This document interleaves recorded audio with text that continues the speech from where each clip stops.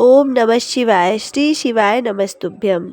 गुरु पूर्णिमा की कथा मैं सुनाने जा रही हूँ। गुरु पूर्णिमा इसे आषाढ़ पूर्णिमा भी कहा जाता है। इस दिन भगवान विष्णु के साथ ही अपने गुरु का भी दिन है, क्योंकि गुरु के सानिध्य में ही मनुष्य सही गलत के मार्ग को देखता है। जीवन में भगवान गुरु का स्थान ही बहुत महत्वपूर्ण माना गया है, क्योंकि गुरु ही मनुष्य को जीवन का सही मार्ग दिखाते हैं।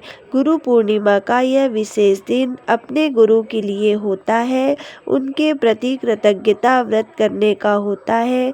गुरु पूर्णिमा का ये दिन व्यास पूर्णिमा के नाम से भी जाना जाता है, क्योंकि यह व्यास जी के आशीर्वाद का भी दिन है। वेद व्यास जी को, जो कि भगवान विष्णु के अंशावतार थे, जिन्होंने हमारे अनेक शास्त्र लिखे, जैसे कि 4 वेद, पुराण, महाभारत और श्रीमद् भागवत जैसे ग्रंथों का निर्माण किया।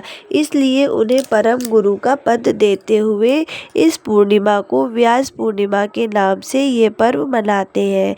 इस गुरु पूर्णिमा के उपलक्ष्य में श्री कृष्ण के जीवन से गुरु शिष्य के इस सुंदर कथा का श्रवण करते हैं।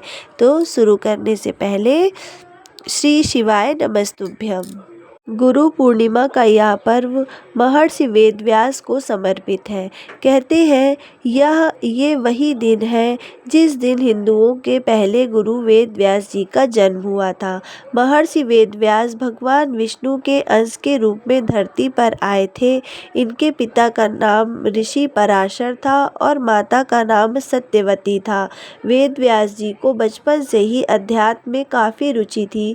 उन्होंने अपने माता पिता से प्रभु की दर्शन की इच्छा प्रकट की, जिसके लिए उन्होंने वन जाकर तपस्या करने की मांग की, लेकिन उनकी माता ने इस इच्छा को नहीं माना।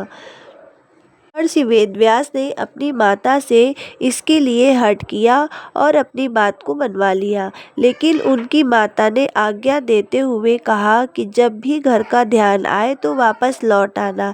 इसके बाद वेदव्यास जी ने तपस्या वन में चले गए और वहां जाकर उन्होंने कठोर तपस्या की। इस तपस्या के पुण्य से उन्हें संस्कृत भाषा में प्रवीणता हासिल हुई। इसके बाद वेद व्यास जी ने 4 वेदों का विस्तार किया, साथ ही महाभारत, 18 महापुराणों और ब्रह्मास्त्र की और श्रीमद् भागवत की रचना की। इसी के साथ उन्हें अमरता का वरदान प्राप्त हुआ। ऐसी मान्यता है कि किसी न किसी रूप में महर्षि वेदव्यास जी आज भी हमारे बीच में उपस्थित हैं। इसलिए हिंदू धर्म में वेद व्यास जी को भगवान के रूप में पूजा जाता है और गुरु पूर्णिमा पर इनकी विधि विधान से पूजा की जाती है। ये थी कथा। इसके बाद मैं आपको बताती हूँ कि कैसे इस दिन पूजा करनी है। तो इस दिन गंगा जी में स्नान जरूर करना चाहिए। अगर गंगा जी में स्नान नहीं कर पा रहे हैं तो घर में ही गंगा जल में मिलाकर के स्नान करना चाहिए। इसके बाद स्वच्छ कपड़े पहनकर अपने गुरु का ध्यान करते हुए पूजा करनी चाहिए। इस दिन जो भी आपके गुरु हैं उनको सफ़ेद पुष्प जरूर अर्पित करना चाहिए और सफ़ेद मिठाई, अगर हो सके तो सफ़ेद मिठाई का भोग जरूर लगाना चाहिए। इतना करते हुए भगवान जी अपने गुरु को और भगवान जी की पूजा करते हुए उनका आशीर्वाद लेकर ही अपने दिन की शुरुआत करनी चाहिए। तो दोस्तों, सभी को आज गुरु पूर्णिमा की बहुत सारी शुभकामनाएं। सभी को गुरु पूर्णिमा की हार्दिक शुभकामनाएं। प्लीज़ मेरे चैनल को सब्सक्राइब करें और इस वीडियो को ज़्यादा से ज़्यादा लाइक और शेयर करें। धन्यवाद। राधे राधे।